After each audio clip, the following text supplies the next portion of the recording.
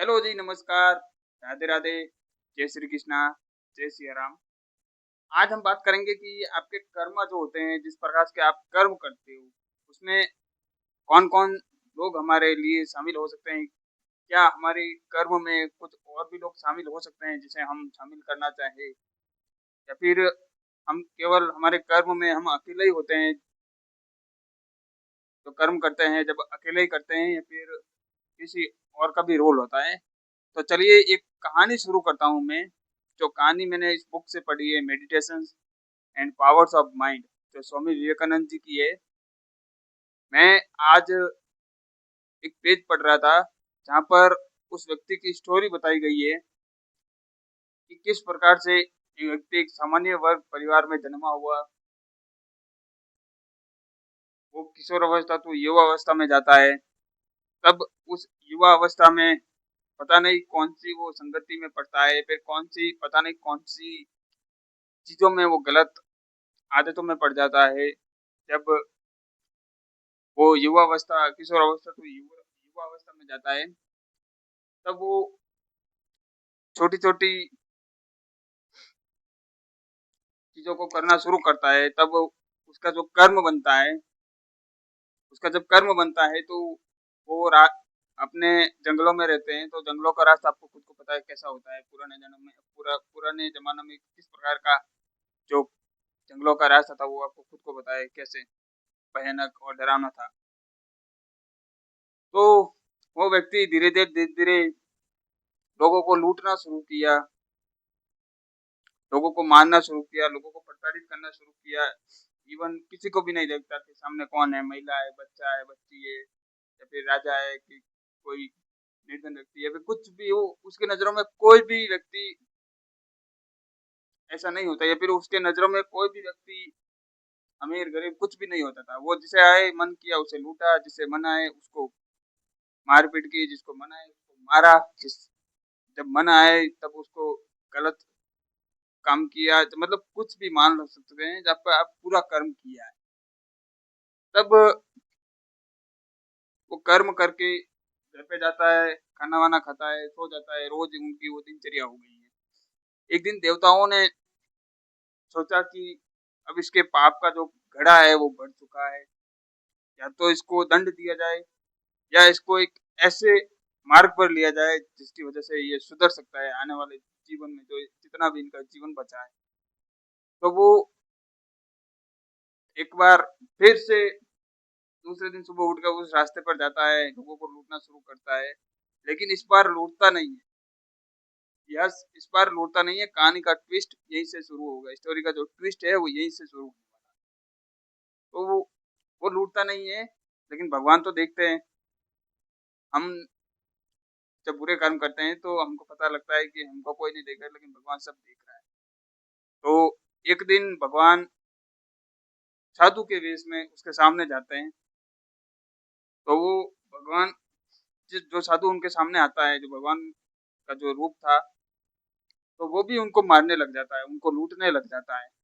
तो साधु महाराज जी बोलते हैं कि हे मनुष्य, तुम मेरे को मार सकते हो, तुमको पूरा अधिकार है मारने का, लेकिन मेरा 1% का आप जवाब दे दो, उसके बाद आपका जो मन करे वो मेरे साथ, मेरी बॉडी के साथ, मेरे शरीर के साथ कर लेना।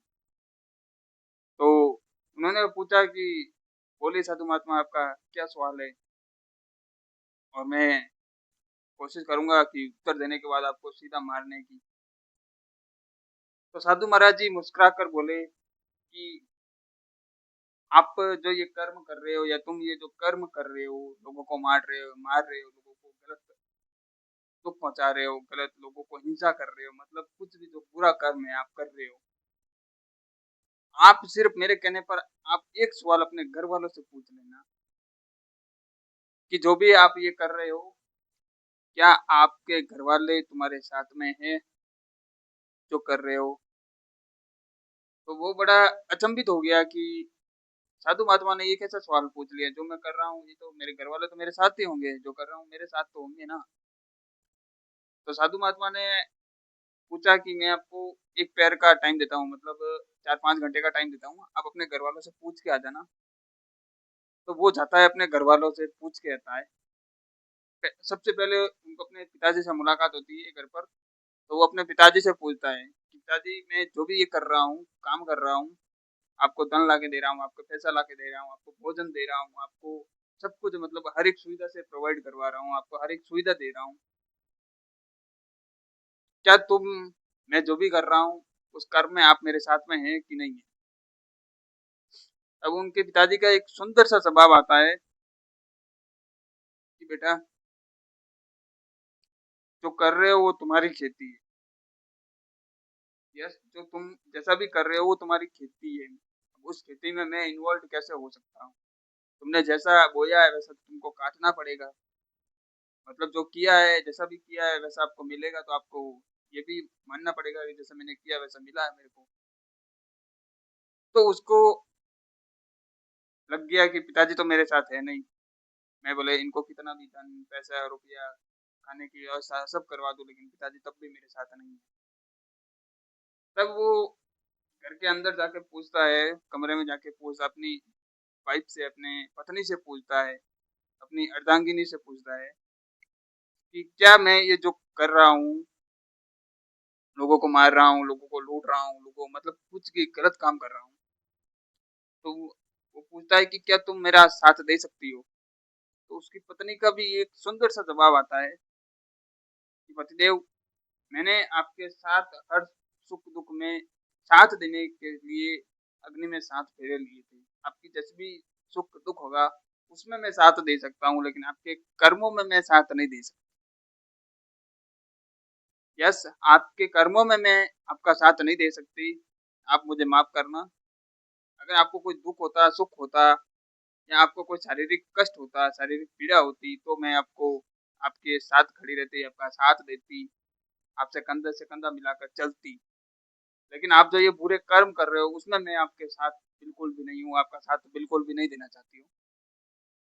और जिसे भी ये पूछता है घर में, उसे सबसे यही सवाल मिलता है कि आपके साथ हम खड़े हैं, लेकिन आप जो कर्म कर रहे हो उस कर्म के साथ हम खड़े नहीं। तो वो निराश होकर उस साधु महात्मा से वापस मिलने जाता है, इन सबसे पर्सन घर में सबसे पर्सन करके। तब वो साधु महात्मा से बोलता है कि महाराज जी, मैंने अपने घर वालों से सबसे पूछा है, मैंने अपने घर वालों से सबसे पूछा है, मेरे साथ कोई भी नहीं है। यस, मैंने मेरे परिवार वालों को इतना धन, इतना पैसा, इतना अच्छा खाना, इतने अच्छे वेशभूषाएं दी, लेकिन मेरे साथ कोई भी नहीं है, क्योंकि मैंने गलत तरीके से किया है। तो वो साधु महात्मा जी बोलते हैं, आपको अपनी गलतियों का, कि है मनुष्य, आपको अपनी गलतियों का एहसास हो चुका है, आपको अपनी गलतियों का एहसास हो चुका है, आपने मान लिया है कि आपने अपराध किया है, तो अब से अपराध करना बंद कर दो, ये गलत तरीके का कर्म, बुरे कर्म करना बंद कर दो, और अब से आपकी एक नई जिंदगी शुरू होने वाली है, एक नई लाइफ स्टाइल शुरू होने वाली है। तब वो सारे पछतावे को छोड़कर अपनी एक नई जिंदगी शुरुआत करते हैं, और जैसे उनकी उम्र बढ़ती है वैसे वैसे एक वो प्रचलित ग्रंथ लिख देते हैं, जिसे हम आज भी बचपन में कई स्कूलों में, कॉलेजों में, फोन्स में, टीवीज में देखा है या पढ़ा है। वो ग्रंथ है रामायण। यस, रामायण के रचयिता महर्षि वाल्मीकि जी। ये स्टोरी थी महर्षि वाल्मीकि की थी। जो स्टोरी मैंने आपको बताई है वो महर्षि वाल्मीकि, जो रामायण के सबसे बड़े रचयिता थे। रामायण के रचयिता महर्षि वाल्मीकि एक समय युवा अवस्था में वो डाकू के रूप में थे, लोगों को लूटते थे, लोगों को मारते थे। लेकिन जब से साधु महात्मा का उनसे भेंट हुआ है, उनसे मिलने लगे, साधु महात्मा से मिले और उस प्रश्न का उत्तर उनको नहीं मिला है, तब से वो गलत काम छोड़कर रामायण के ग्रंथ को लिखा, और उसी रामायण ग्रंथ ने उसकी सारी लाइफ स्टाइल, उनकी पूरी की पूरी जिंदगी बदल दी। तो इसीलिए कहते हैं कि हमारे साथ सब लोग हैं, लेकिन हमारा जो जैसा हम कर्म कर रहे हैं उसमें ना हमारे घर वाले हैं, ना हमारी पत्नी है, कुछ भी हमारे साथ कोई भी नहीं है। हम जैसा कर्म कर रहे हैं, अगर अच्छा कर रहे हैं तो हमको अच्छा मिलेगा, अगर बुरा कर रहे हैं तो हमको बुरा मिलेगा, क्योंकि कर्मा सबसे सब सबके लिए अलग होता है। हमारे घर में चाहे कितने भी मेंबर हो, आस-पास में कितने भी मेंबर हो, कर्मा सबके अलग होता है। जो जैसा करेगा उसको वैसा फल ज़रूर मिलेगा। स्टोरी पसंद आई हो तो वीडियोस को लाइक करना, फॉलो करना। और मैं ऐसे स्पिरिचुअलिटी, लॉ ऑफ अट्रैक्शन जैसे इस मैनिफेस्टेशन जैसी वीडियोस को लाता रहता हूँ। तो चैनल पर बने रहना और नए हो तो सब्सक्राइब जरूर करना।